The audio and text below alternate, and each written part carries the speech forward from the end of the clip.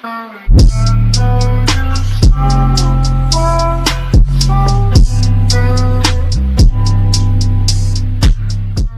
Super Bowl champion Eagles' visit to the White House next Tuesday won't be a complete, definitive referendum on how the NFL and its players will react to President Donald Trump's latest public insult.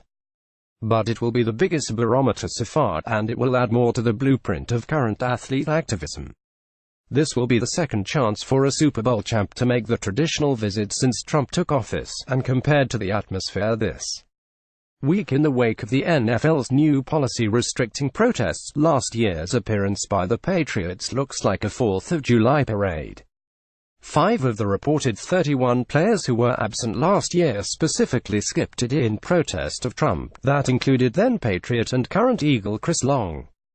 Even before last week, at least 4 players from the Eagles championship team, Long, Malcolm Jenkins, Torrey Smith and Brandon Graham, had made it clear they were not going to go, specifically because of Trump, either partly or fully because of his constant demeaning and belittling of players, starting with calling them sons of bitches at a September rally, who were protesting during the national anthem.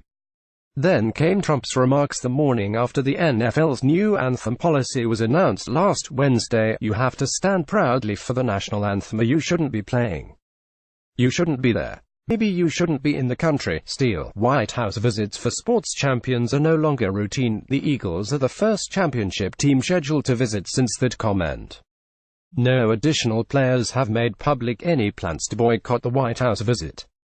The day before the anthem policy was enacted, and 2 days before Trump hinted at deporting players who didn't comply, Coach Doug Peterson steered clear of imposing anything on the players about making the trip. We're working through a ton of things, but at the same time, we understand that it's an individual decision. The fan concluded, you have my permission to show this letter to your a-hole teammates, so they know how a long time Eagles fan feels about you miserable bastards. Team owner Jeffrey Lurie has walked a tightrope on all of these issues. His team's locker room has not been held back on expressing itself, even though he said last year that kneeling during the anthem as a protest is not very respectful or proactive. In recordings at the owners-players meeting last year, as reported by the New York Times, Lurie was highly critical of Trump and the role he played in the anthem issue. But this is not where you brandish a group of people because they own assets in a sport we love, supporting what many of us perceive as, one disastrous presidency, he said, adding a profanity to his description.